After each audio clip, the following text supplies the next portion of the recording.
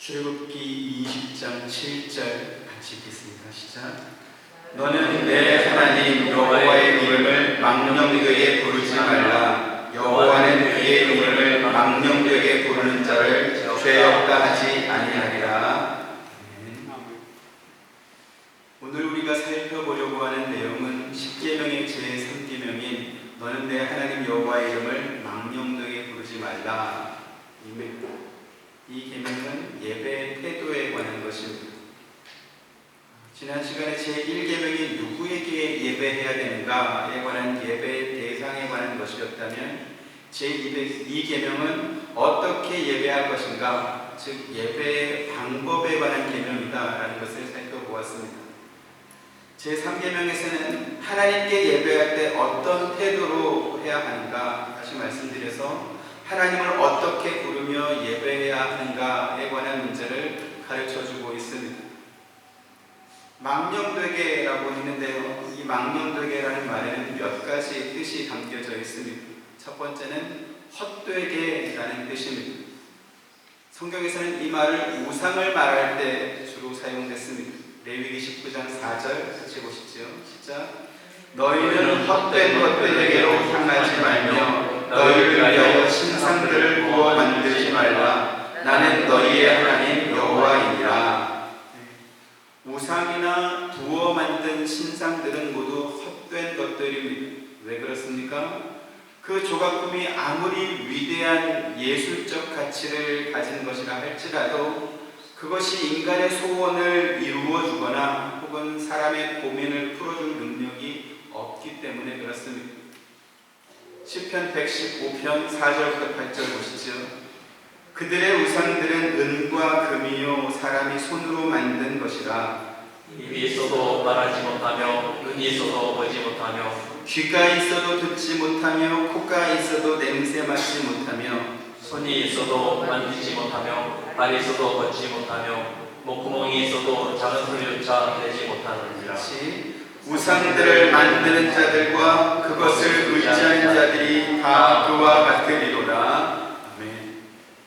시편 기자의 고백처럼 우상은 사람의 손으로 만든 것으로 입이 있어도 말하지 못하고 눈이 있어도 보지 못하고 귀가 있어도 듣지 못합니다. 손이 있어도 만질 수 없고 발이 있어도 걸을 수 없고 목구멍이 있어도 작은 소리조차 낼 수 없습니다. 그런데 왜 이스라엘 백성들은 그런 우상들에게 절을 하고 그것들 앞에서 소원을 빌었을까요? 신을 섬기는 사람들은 자신들의 필요를 신이 채워줄 것이다 이렇게 기대합니다. 그런 면에서 보면 하나님께서는 애굽에 10가지 재앙을 내려서 그들을 노예에서 해방해 주셨고 바다를 가르시고 길을 내어 애굽의 군대로부터 그들을 구원해 주셨습니다. 광야 사막에서 물을 내어주셨고 만나와 메추라기로 그들을 먹이셨습니다. 이렇게 하나님께서는 모든 면에서 이스라엘 백성들의 필요를 다 채워주셨습니다. 그런데도 불구하고 이스라엘 백성들이 하나님이 아닌 다른 우상을 섬겼다라는 것은 이해하기 어려운 면이 분명히 있습니다.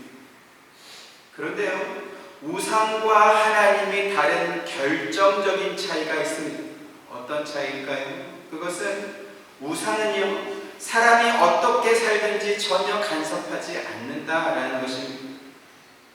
어차피 우상은 사람이 만들어낸 창작물에 불과하기 때문에 그걸 단상에 올려놓든지 벽에다가 걸어놓든지 아니면 돌 하루방이나 무슨 장승처럼 길바닥에 그냥 세워놔도 우상은 관계하지 않는 것입니다. 아무 생각이 없습니다. 하지만 하나님께서는 당신의 백성들에게 하나님의 말씀에 순종할 것을 요구하십니다. 또 그들이 죄를 범할 때는 단호하게 책망하시고 때로는 심판으로 그들의 잘못을 바로잡기도 하셨습니다.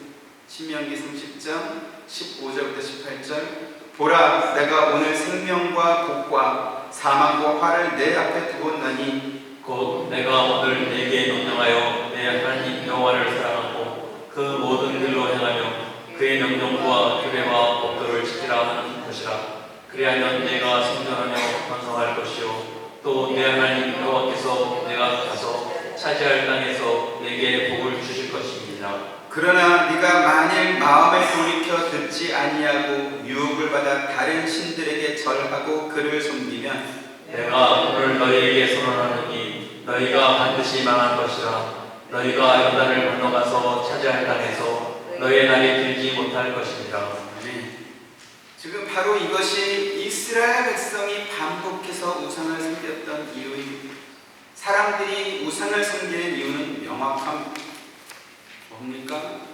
신이라고 하는 것은 내가 필요하다라고 하면 와서 도와주고, 내가 필요하지 않을 때는 한쪽 구석에 있는 듯 없는 듯 그냥 있으라는 것이죠.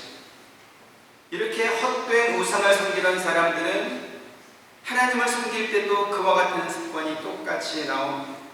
예전에 우상을 섬길 때처럼 하나님 앞에 나와서도 정성을 다해서 100일 기도를 드리고 특별 새벽 기도를 드리면 하나님께서 소원을 이루어 줄 거다, 이렇게 생각하는 것입니다.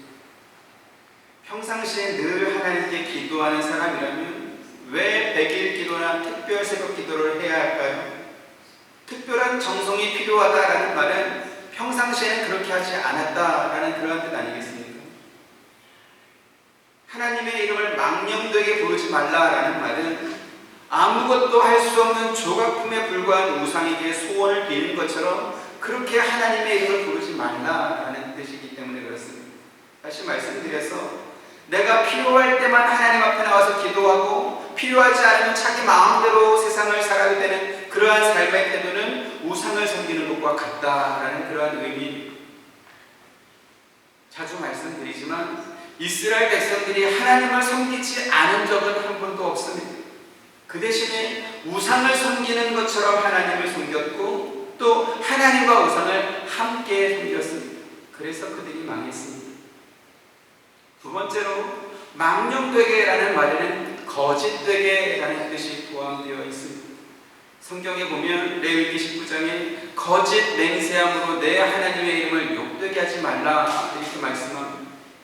여기서 사용된 이 거짓이라는 말이 망령된이라는 원어의 뜻과 같은 단어입니다.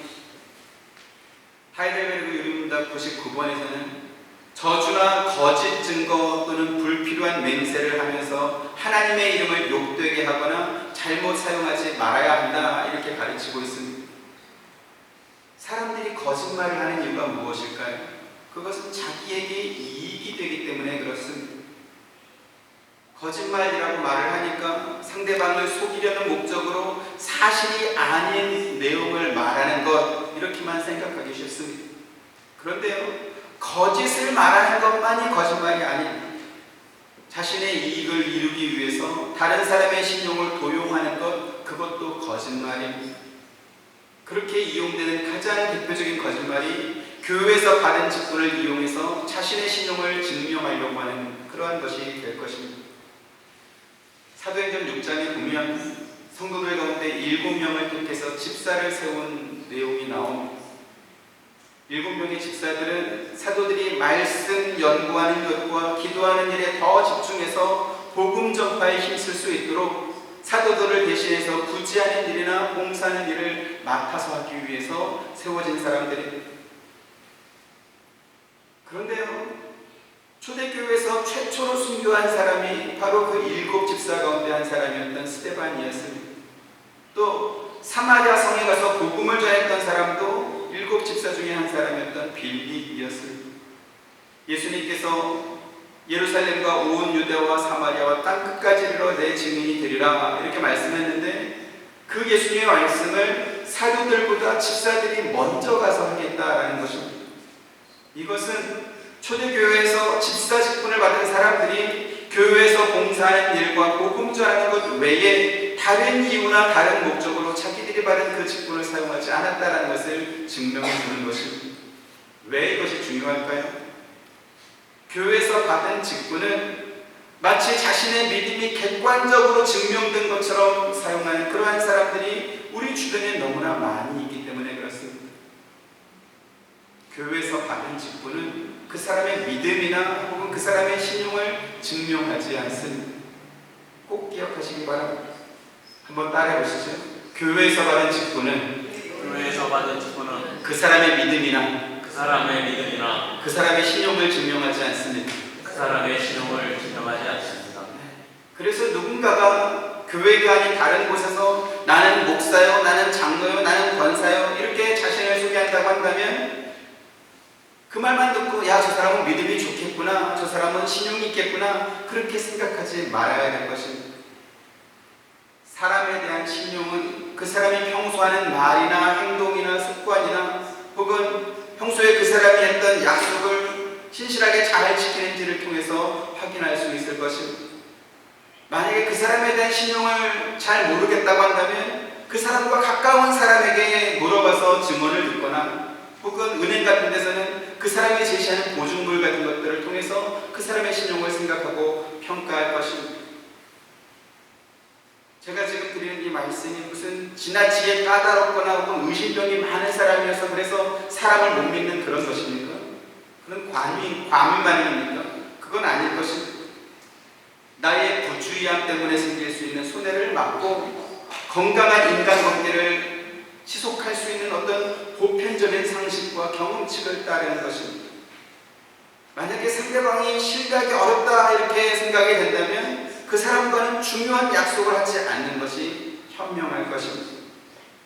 그런데요, 그 부족한 자신의 신용을 다른 요소로 채우기 위해서 하나님의 이름을 도용하거나 혹은 교회에서 받은 직분을 써먹는 그러한 사람들이 있기 때문에 지금 이 말씀을 드립니다. 역사가 굉장히 오래된, 한번 보시죠. 마태복음 6장 5절 같이 봅니다. 시작. 또 너희는 기도할 때에 외식하는 자와 같이 하지 말라. 그들은 사람에게 보이려고 회당과 큰 거리 어귀에 서서 기도하기를 좋아하느니라. 내가 진실로 너희에게 이르노니 그들은 자기 상을 이미 받았느니라. 예수님께서 외식하는 자처럼 기도하지 말라 이렇게 말씀했습니다. 그들은 사람에게 보이기 위해서 회당과 큰 거리 어귀에 서서 기도하는 것을 좋아한다 이렇게 또 말씀했습니다. 여기서 말하는 그들은 누구일까요?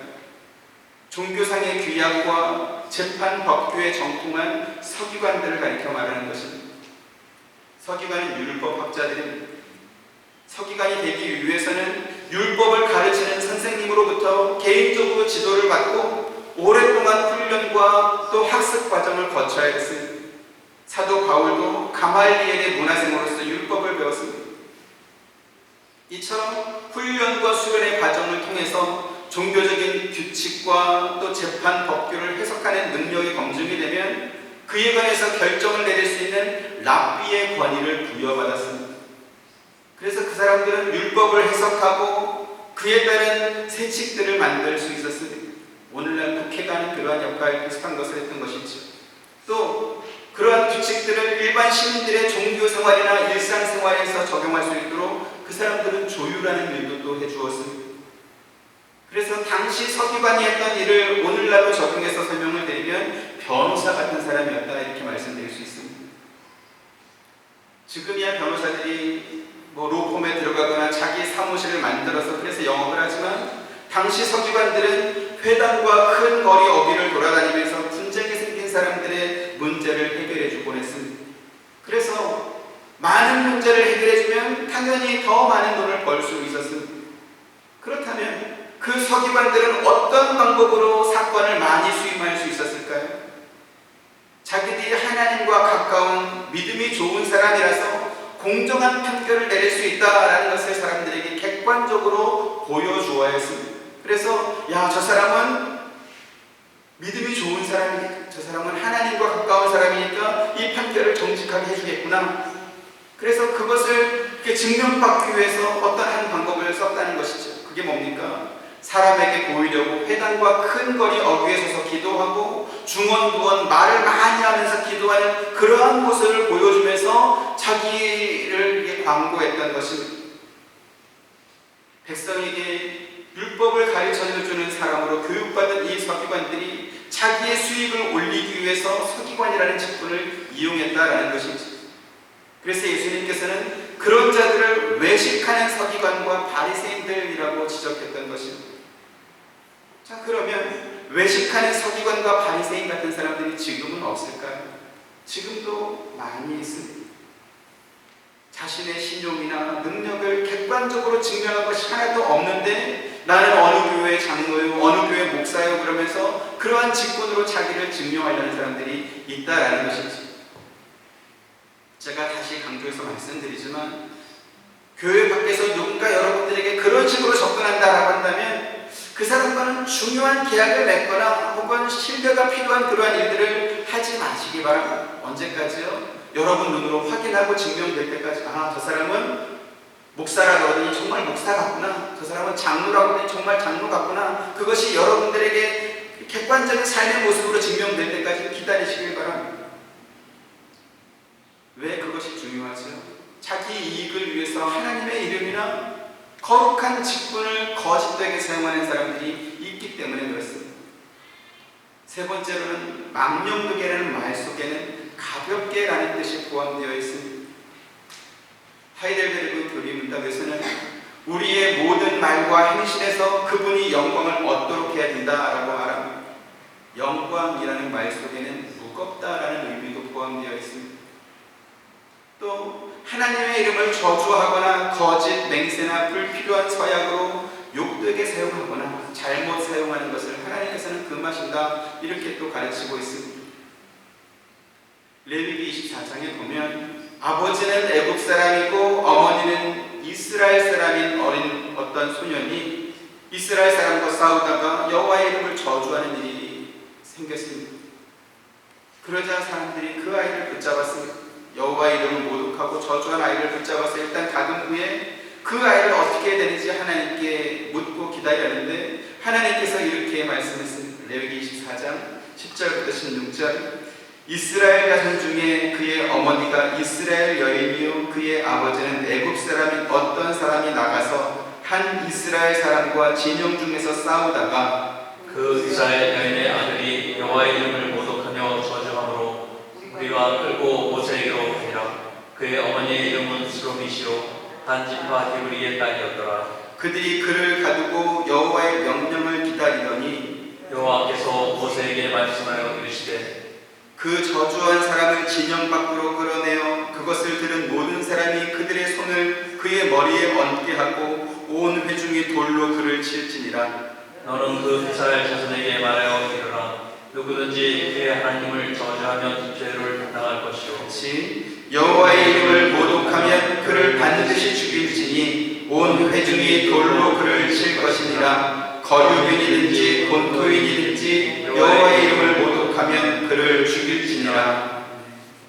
여호와 하나님의 이름은 하나님께서 이스라엘 백성들에게 구원을 베풀면서 주셨던 이름입니다. 그래서 여호와 하나님의 이름을 욕되게 하는 것은 곧 출애굽의 구원을 욕되게 하는 것입니다. 성경에서 보신 것처럼 여호와의 이름을 저주한 사람은 어린 소년에 불과했습니다. 어린 소년이 뭘 알아서 의도적으로 하나님의 이름을 모독하고 저주했겠습니까? 하지만 그 소년이 의도했든지 아닌지와 관계없이 하나님께서 이스라엘 백성을 구원하시면서 주신 그 이름을 모독한 것은 곧 하나님을 모독하고 저주한 것과 같은 것입니다. 그래서 하나님께서는 그 소년을 돌로 쳐서 죽일 것을 명하신 것입니다. 레위기의 이 사건은 현대를 사는 오늘 우리에게 많은 경각심을 불러일으키고 있습니다. 하나님과 예수님 또는 성령의 이름과 관련된 수많은 욕설들이 있기 때문에 그렇습니다. 그뿐만 아니라 하나님의 이름을 희화화해서 웃음거리로 만드는 그러한 일들도 상당히 많이 있습니다. 가장 대표적인 것이 동성애자들이 사용하는 그 자기들의 상징으로 만든 무지개. 원래 무지개는 하나님께서는 다시는 홍수로 세상을 심판하지 않겠다라는 그런 약속과 상징물로 하나님의 은혜와 긍휼을 의미하는 그런 약속으로 주신 것이 무지개였습니다. 그런데 악한 사람들은 하나님께서 주신 은혜의 상징인 무지개를 동성애를 상징하는 징표로 만들어버렸습니다. 하나님의 약속을 희화화해서 그래서 이제 어쩔 건데 이렇게 하나님을 조롱한 것입니다. 우리는 레위기 시대처럼 하나님의 이름을 모독하고 저주한다고 해서 돌에 받아 죽는 그러한 시대를 살고 있지는 않습니다. 하지만 하나님께서는 그러한 자의 죄를 잊지 않겠다 이렇게 말씀했습니다. 여호와의 이름을 모독하고 회방하는 죄가 하나님께서 베풀으신 구원의 복음을 받아들이지 않고 거부하는 죄와 같다라는 것은 신약에도 똑같이 강조되고 있습니다. 마태복음 12장에 보시면 예수님께서 성령을 회방하는 죄에 관해서 말씀하셨습니다. 예수님께서 귀신 들려서 눈 멀고 말 못하는 사람을 고치자 바리새인들이 쫓아와서 예수님이 귀신의 힘으로 저 사람을 고쳤다 이렇게 비난한 것입니다. 예수님께서 행하시는 기적은 바리새인들이 도무지 따라할 수 없는 그러한 기적이었습니다. 예수님께서 가시는 곳마다 병자를 고치시고 귀신을 쫓아내자 예수님이 나타나는 곳은 사람들로 인산인해를 이루었죠. 그리고 그 기적을 보면서 놀라워하고 더욱더 예수님을 따르는 사람들이 많아졌습니다. 이처럼 사람들의 관심이 예수께로 향하게 되자 바리새인들은 자기들의 기득권을 보호하기 위해서 예수님이 귀신의 힘으로 귀신을 쫓아냈다 이렇게 거짓 선동을 했던 것을 보시죠. 마태복음 12장 22절부터 24절. 그때 귀신 들려 눈 멀고 말 못하는 사람을 데리고 왔거늘 예수께서 고쳐주심에 그 말 못하는 사람이 말하며 보게 된지라. 우리가 가문과 이르되 이는 다윗의 자손이 아니냐 하니 바리새인들은 듣고 이르되 이가 귀신의 왕 바알세불을 힘입지 않고는 귀신을 쫓아내지 못하느니라 하거늘. 예수님께서는 어느 나라든지 서로 분쟁하고 갈라지면 망하게 될 것이고 어느 마을이나 집이라도 서로 싸우면 오래가지 못한다라고 하시면서 만일 사탄이 사탄을 쫓아낸다면 어떻게 그 나라가 설 수 있겠는가 이렇게 말씀했습니다. 예수님께서 세상에 오신 것은 죄인을 구원하려는 하나님의 뜻에 순종하기 위해서였습니다. 사람들이 귀신에 들리고 중환경에 들리는 원인이 무엇입니까? 바로 사람이 범한 죄 때문입니다. 바꿔 말씀드리면 죄의 문제가 해결되면 귀신 들리는 것이나 병으로 고생하는 그러한 일들이 없다라는 뜻입니다. 그래서 천국이 좋은 이유가 무엇입니까? 죄가 없기 때문입니다. 죄가 없으면 죄로 인해서 파생되는 모든 것들이 하나도 없습니다. 그래서 예수님께서는 가시는 곳마다 병든 사람을 고쳐주고 귀신을 쫓아내므로 예수께서 죄를 사하는 권세가 있음을 사람들에게 증명해 보이시는 것입니다. 또한 예수님께서 행하시는 그 일들이 예수님 혼자의 단독적인 사역이 아니라 성령께서 함께 하시는 사역이고 또 그것을 통해서 죄인을 구원하는 그 일이 삼위일체 하나님께서 함께 하시는 것이다라는 것을 사람들에게 보여주시고 또 가르쳐 주셨습니다. 마태복음 12장 31, 32절. 그러므로 내가 너희에게 이르노니 사람에 대한 모든 죄와 모독은 사하심을 얻되 성령을 모독하는 것은 사하심을 얻지 못하겠고 또 누구든지 말로 인자를 거역하면 사하심을 얻되 누구든지 말로 성령을 거역하면 이 세상과 오는 세상에서도 사하심을 얻지 못하니라. 예수님께서 사람의 몸을 입고 세상에 오셨기 때문에 사람이 예수를 조롱하고 박해하고 십자가에 못 박아서 죽였다 할지라도 그 죄는 용서받을 수 있습니다. 하지만 성부 하나님께서 성령 하나님을 통해서 주시는 구원의 확증을 인정하지 않고 그 구원의 역사를 모독하는 죄는 용서받지 못한다 이렇게 말씀한 것이죠. 오늘 우리가 읽은 본문에 너는 내 하나님 여호와의 이름을 망령되게 부르지 말라라고 했습니다. 이 3계명은 예수 그리스도께서 세상을 구원하러 오심으로써 그 뜻이 더욱더 분명하게 드러나고 있습니다. 하나님께서 모세에게 여호와라는 이름을 주시면서 출애굽 구원 역사를 이루셨습니다. 그러나 육체 이스라엘이었던 구약 백성들은 하나님과 맺은 그 언약, 옛 언약을 스스로 저버렸습니다. 그래서 하나님께서는 새 언약으로 예수 그리스도를 세상에 보내서 우리 몸과 영혼의 구원을 단번에 그리고 영원히 성취하시는 것입니다. 그 예수님의 다른 이름은 임마누엘입니다. 그 뜻이 무엇이었죠? 하나님께서 우리와 함께 계시다라는 것이었습니다. 부활하신 예수님께서도 세상 끝날까지 내가 너희와 함께 하겠다 이렇게 약속했습니다. 마태복음 28장 20절 시작. 내가 너희에게 본고한 모든 것을 가르쳐 지키게 하라. 볼지어다 내가 세상 끝날까지 너희와 항상 함께 있으리라 하시니라. 아멘. 앞서 마태복음에서 누구든지 말로 성령을 거역하면 이 세상과 오는 세상에서도 사하심을 얻지 못하리라 이렇게 말씀했습니다. 세상 법정에서도 유죄 선고를 받는 일은 두려운 일이에요. 하물며 지극히 공의로우신 하나님께서 이 세상과 오는 세상에서도 사하심을 얻지 못하겠다 이렇게 선언하신다면 그야말로 두렵고 떨릴 일 아니겠습니까? 성령 하나님께서는 예수 그리스도께서 이루신 그 구원의 사역을 우리에게 가르쳐 주시는 분입니다. 요한복음 15장 26절 시작. 내가 아버지께로부터 너희에게 보낸 보혜사 곧 아버지께로부터 나오시는 진리의 성령이 오실 때에 그가 나를 증언하실 것이요. 이 성령께서는 우리에게 구원을 주러 오신 예수 그리스도를 가르쳐 주실 뿐만 아니라 우리가 받은 구원이 확실하다라는 것을 보증해 주시는 분이시기도 합니다. 에베소 1장 13절 시작. 그 안에서 너희도 진리의 말씀 곧 너희의 구원의 복음을 듣고 그 안에서 또한 믿어 약속의 성령으로 인치심을 받았으니 이처럼 성령께서도 죄인을 구원하러 오시는 하나님의 뜻을 돕는 일을 함께 하시는 것이지. 그런데요, 우리 주변에 이런 사람이 있습니다. 내가 성령으로부터 어떤 특별한 능력을 받았다라고 하면서 사람들의 마음을 미혹하고 그리스도께서 이루신 구원에 대해서 바르게 가르치지 않는 사람이 있습니다. 그러면 그 사람은 어떻게 되는 것입니까? 그것도 역시 하나님의 이름을 망령되게 사용하는 무서운 죄가 되는 것입니다. 성령의 이름을 단순한 영향력 정도로만 생각해서 내가 기도를 많이 해서 하나님으로부터 능력을 받았는데 그런데 이 능력을 내가 다른 사람에게도 줄 수 있다 이렇게 주장하는 것이 바로 하나님의 이름을 모독하는 죄인 것입니다.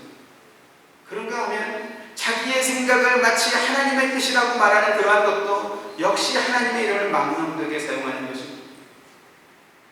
예수님께서는 자기 자신을 위해서 하나님의 이름을 사용한 적이 한 번도 없습니다. 요한복음 14장 10절 같이 보시죠. 시작. 내가 아버지 안에 거하고 아버지는 내 안에 계신 것을 네가 믿지 아니하느냐. 내가 너희에게 이르는 말은 스스로 하는 것이 아니라 아버지께서 내 안에 계셔서 그의 일을 하시는 것이라. 예수님께서 말씀하시는 것은 자기 마음대로 자기 생각을 말하는 것이 아니고 예수 안에 계시는 하나님께서 그의 일을 하시는 것이다 이렇게 말씀했습니다. 그러면 예수님께서 하는 그 말이 예수님 자신의 말이 아니고 그리스도 안에 계신 하나님께서 하시는 말씀이고 하나님의 일이다라는 것을 어떻게 사람들이 믿을 수 있었겠습니까? 요한복음 14장 11절 같이 봅니다. 시작. 내가 아버지 안에 거하고 아버지께서 내 안에 계심을 믿으라. 그렇지 못하겠거든 행하는 그 일로 말미암아 나를 믿으라. 예수님께서 내가 행하는 그 일로 말미암아 나를 믿으라 이렇게 말씀합니다. 예수님께서 행하시는 일은 무엇일까요? 성령 사역을 주장하는 사람들은 그것이 바로 귀신을 쫓아내는 것이고 병자들을 고치는 것이다 그렇게 주장합니다. 그런데요, 예수님께서 행하시는 일은 사람들을 고쳐주는 기적 그것이 아닙니다. 예수님께서 왜 세상에 오셨는지만 우리가 분명하게 알아도 이러한 말에 넘어가지 않을 것입니다. 왜 예수님이 세상에 오셨죠? 하나님의 뜻에 순종하여 십자가를 지기 위해서 오셨습니다. 십자가 위에서 자기 몸에 있는 모든 물과 피를 다 쏟으시고 무덤에 내려갔다가 사흘 만에 부활하셨습니다. 그리고 당신이 무덤에서 부활하신 것처럼 우리에게도 부활의 은혜를 주셨습니다. 그래서 그 예수님께서 제자들에게 너희도 나처럼 하나님을 사랑하라 이렇게 말씀했습니다. 요한복음 14장 23, 24절.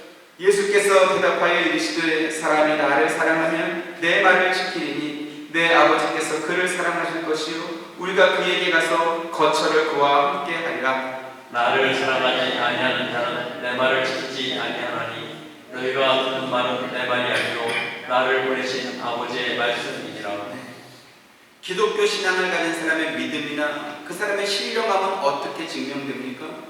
방언을 말하고 귀신을 쫓아내고 병든 사람을 고치는 것을 보니까 그 사람이 신령하거나 그것이 증명되나요? 아닙니다. 그의 삶 속에서 하나님의 말씀을 지키는 것으로 증명되는 것입니다.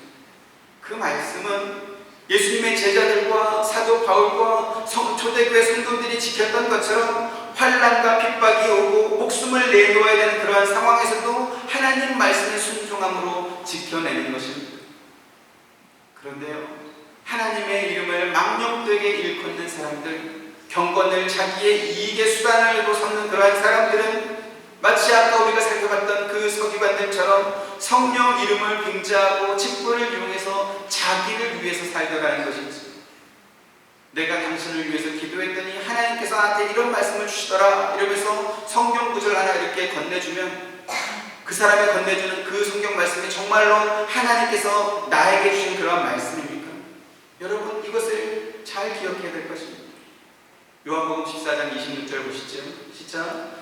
보혜사 곧 아버지께서 내 이름으로 보내실 성령 그가 너희에게 모든 것을 가르치고 내가 너희에게 말한 모든 것을 생각나게 하리라. 우리가 기도할 때, 우리가 성경 읽을 때, 설교 말씀을 들을 때 우리에게 보내주신 성령께서 하나님의 뜻을 깨닫게 하시고 복음의 말씀을 깨닫게 하실 것입니다. 이 말씀이 대단히 중요합니다. 그래서 여러분 절대 잊으시면 안 됩니다. 하나님은 우리 아버지이십니다. 그냥 아버지가 아니라 사랑이 많으신 아버지이십니다. 사랑이 많으신 아버지께서는 자기 자녀와 대화하기를 원하십니다. 자녀에게 비밀로 감추는 것이 없습니다. 자기의 모든 것을 주려고 하고 하나도 아끼지 않고 다 주시는 분이 우리 아버지이십니다. 로마서 8장 32절 보시죠. 자기 아들을 아끼지 아니하시고 우리 모든 사람을 위하여 내주신 이가 어찌 그 아들과 함께 모든 것을 우리에게 주시지 아니하겠느냐. 이처럼 자기 아들도 아끼지 않고 우리를 위해서 내주신 분이 우리 하나님이신데 나에게 하고 싶은 그 말을 나에게 직접 말하지 않고 다른 사람을 통해서 전달하겠습니까? 그럴 리가 없습니다. 만약 누군가가 우리에게 직접 말을 하지 못하고 중간에 대리자를 세워서 나에게 그 말을 전달해 준다고 한다면 그 사람과 나와의 관계는 좋은 관계인가요? 좀 껄끄러운 관계인가요? 어떨 것 같습니까? 서로 친하고 거칠 것이 없다면 전화로 이야기를 하든지 불러내서 커피 마시면서 이야기하든지 아니면 그 집에 찾아가서 같이 이야기할 것입니다. 언제든지 대화할 것입니다. 그렇지 않습니까? 만약에 하나님께서 나에게 어떤 말씀을 하실 때 하나님께서 직접 말씀하지 않고 누군가를 통해서 나에게 말씀하신다면 그러면 나와 하나님과의 관계는 좋은 관계입니까? 껄끄러운 관계입니까? 어떨 것 같습니까? 자, 그러면 그렇게 껄끄러운 상태에서 나에게 하나님께서 말씀하신다면 그 하나님 말씀이 나에게 복을 주고 위로를 주고 힘을 주는 말씀이겠습니까? 아니면 야단치는 말씀이겠습니까? 어떨 것 같습니까? 나에게 좋은 말씀의 가능성은 별로 없을 것입니다. 좋은 말이면 직접 하지 왜 다른 사람을 통해서 나에게 전달하겠어요? 제가 지금 드린 이 말씀이 우리의 일반적인 상식이나 경험칙에서 벗어난 저 혼자만의 어떤 그런 이상한 주장입니다. 저는 지극히 상식적이다 이렇게 생각이 됩니다. 그런데요, 사람들은 내가 하나님의 계시를 받았다 그러면서 내가 당신을 위해서 기도했더니 하나님께서 이런 말씀을 주시더라 이러면서 이렇게 성경 구절 줄 때 얼마나 좋아하는지 모르겠고 감동하고 간직하고 그렇습니다. 그런 말을 듣고 감동하시기 전에 여러분 생각해 보시길 바랍니다. 여러분의 현재 상태가 하나님께 야단 맞을 죄로 가득해서 그래서 하나님께서 직접 말씀도 못하시고 다른 사람을 통해서 이렇게 말씀을 주시구나 이런 상태인가를 한번 점검해 보시길 바랍니다. 그렇지 않다면 하나님께서 그렇게 대리자를 세울 일이 없기 때문에 그렇습니다. 그런데 더 중요한 건 뭡니까? 그렇게 최악의 상태라 할지라도 그럴지라도 하나님께서는 여러분에게 직접 말씀하기를 원하실 것입니다. 왜요? 하나님은 우리를 사랑하시는 아버지이기 때문에 그렇습니다. 이렇게 좀 예를 드리죠. 만약에 제 아들이 저한테 어떤 큰 잘못을 했다. 그러면 제가 우리 구장로님을 통해서 장로님, 제 아들 좀 야단쳐 주십시오. 이렇게 말하겠습니까? 그렇게 안 할 것입니다. 중간에 대리자를 세우는 게 더 부끄러운 것입니다.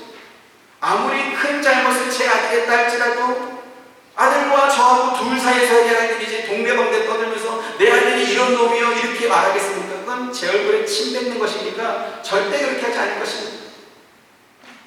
그러면 왜 하나님의 계시를 들먹이고 내가 당신을 위해서 기도했더니 하나님께서 당신에게 이런 말을 전해주더라 이러면서 성경 구절 전해주는 사람이 있을까요? 첫 번째로 그 이유는 하나님의 이름과 뜻과 자기가 받았다는 그 계시 이런 것들을 이용해서 자기는 하나님의 계시를 받는 신령한 존재라고 주장하고 싶기 때문에 그러한 일을 하는 것입니다. 그러면 정말 그러한 사람들이 하나님의 계시를 직접 받는 신령한 존재일까요? 그걸 확인하는 방법이 성경에 기록되어 있습니다. 앞서 예수님께서 뭐라고 하셨죠? 내 말을 믿지 못하겠거든 뭘 보고 믿으라? 내가 하는 그 일을 보고 믿으라 이렇게 말씀했습니다. 예수님께서 하신 일이 무엇이었습니까? 사람들을 위해서 십자가 위에서 죽으셨습니다. 사도들도 복음을 전하다가 붙잡혀서 감옥에 갇혔고 고문을 받았고 끝내 그들도 죽었습니다. 그렇다면 기준은 분명합니다. 하나님의 계시를 받았다고 하는 그 사람들이 예수님과 사도들처럼 남을 위해서 자기가 죽고 복음을 전하다가 죽는 그러한 삶을 사느냐 하는 것입니다. 만약에 그 사람들의 삶이 하나님의 말씀에 순종하는 삶을 살고 있고 복음에 합당한 삶을 살고 있다면 그나마 믿을 만할 것입니다. 그런데 그렇지 않고 단지 내가 신령하다는 것을 주장하고 싶은 어떤 그런 것 때문에 삶은 하나도 뒷받침해주지 않는데 성경 구절만 와서 이렇게 전달해 준다면 받고 좋아야 되겠습니까? 아니면 째려봐야 되겠습니까? 좋아할 일이 아닙니다. 지금 당신이 나를 어떻게 보고 내가 하나님과 그렇게 관계가 나빠서 나한테 이렇게 오는 거야 이렇게 생각해야 합당하지 않겠습니까? 두 번째로 사람들이 그런 사람들에게 속는 이유가 무엇인가? 우리의 혈통과 우리의 문화와 우리의 풍속에 녹아있는 토속신앙과 모속신앙이 그런 종류의 어떤 말에 쉽게 반응하기 때문에 그렇습니다. 과거 우리 조상들은 점쟁이나 무당을 찾아가서 신의 뜻을 묻곤 했습니다. 오늘날도 연말 연시가 되면 운세를 묻고 토정비결을 보는 사람들이 상당히 많습니다. 그 중에는 기독교 신앙을 가진 사람들도 적지 않습니다. 사람들이 이렇게 점쟁이나 무당을 찾는 이유가 무엇입니까? 알 수 없는 미래에 대한 불안함 때문에 그렇습니다. 그런데 무속인들은 정확한 미래는 가르쳐 주지 않습니다.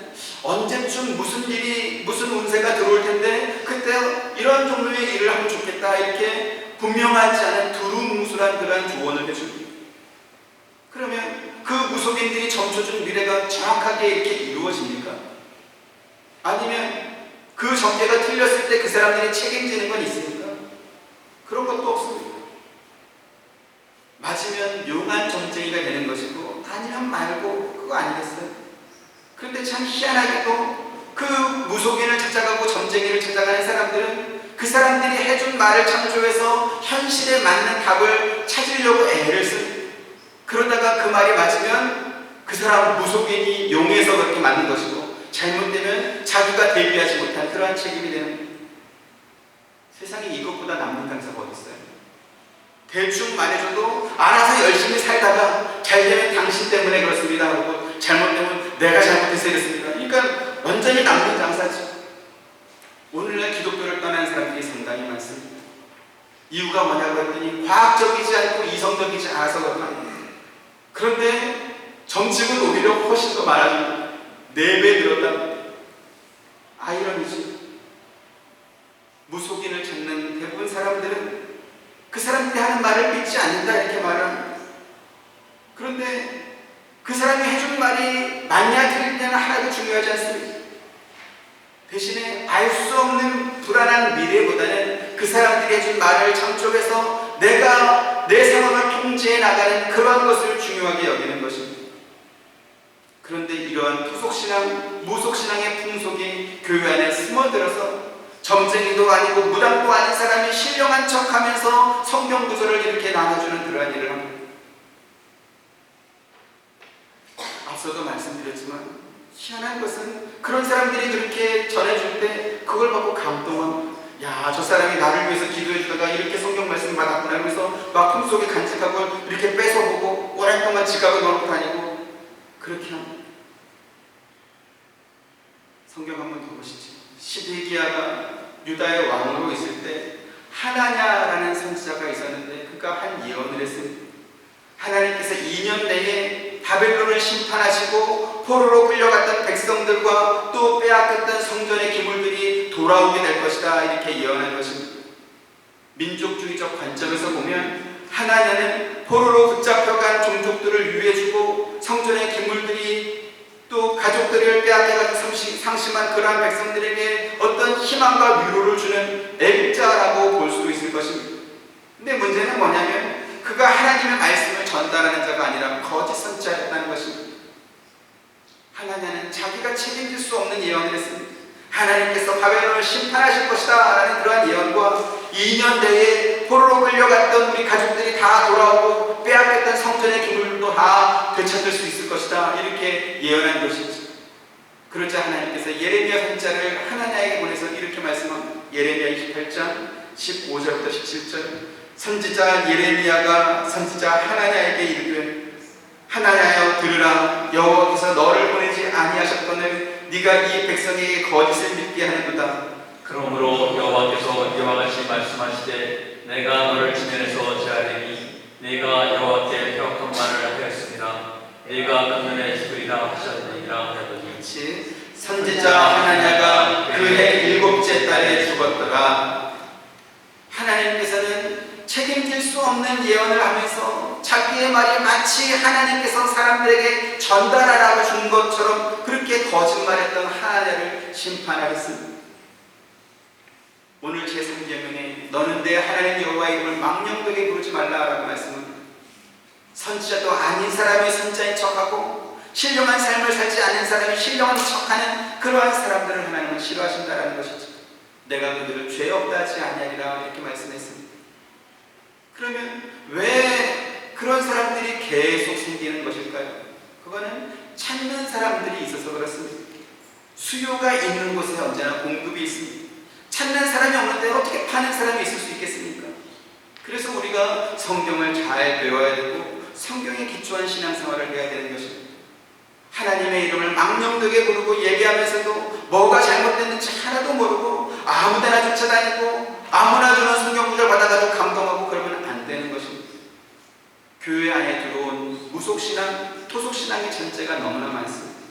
잘못하면 우상을 섬기는 것처럼 하나님을 섬기면서도 자기가 신앙생활을 잘하고 믿음이 있는 줄로 착각하게 되기 때문에 그렇습니다.